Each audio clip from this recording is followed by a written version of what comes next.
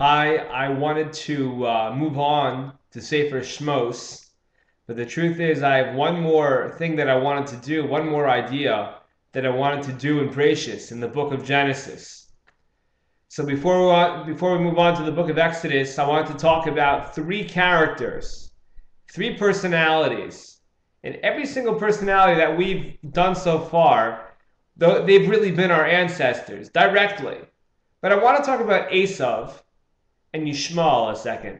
Esav, believe it or not, despite his evil, despite what he tried to do to our people, to Yaakov specifically, he nevertheless was able to achieve repentance. He's able to do tshuva. And we're talking about somebody who was a murderer, somebody who had a thirst for blood, somebody who tried to do it in his own brother, somebody who was so willing to kill his brother that his brother had to run out of the country and be forced into exile. Somebody who put the fear into the people he met.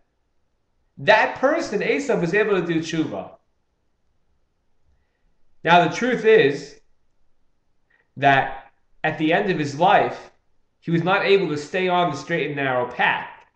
But the fact that he was able to overcome his shortcomings, and the fact that he was able to come close to God, even if it was only for a little bit, that's remarkable. Yishmael, on the other hand, Abraham's son, he was able to do tshuva and maintain it. This individual, who was kicked out of the house of this righteous family, they were concerned that his wildness would get to Yitzchak, and Yitzchak would not be as righteous as he could be.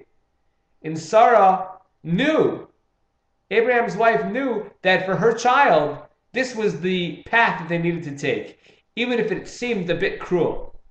Now, truth be told, it was actually good for Yishmael to be kicked out of the house so that he would be able to wake up, smell the coffee, and change his life around.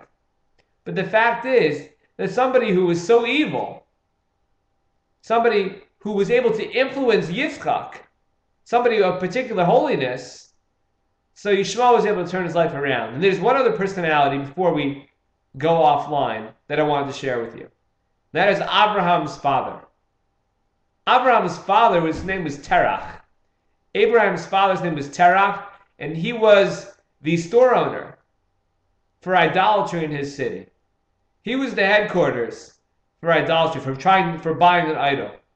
Now this person, whose entire life was dedicated to something which was the antithesis of Judaism, of God, of Torah, we are told that he was able to do tshuva.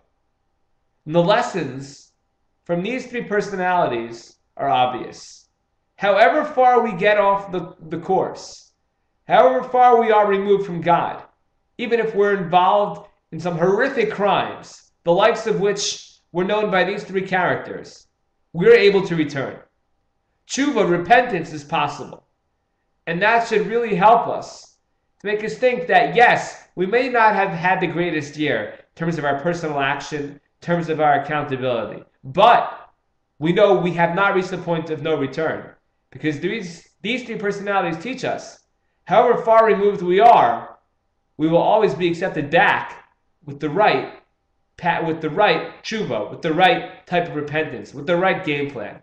So hopefully we have luck with our game plan and are able to achieve a complete repentance. Thank you.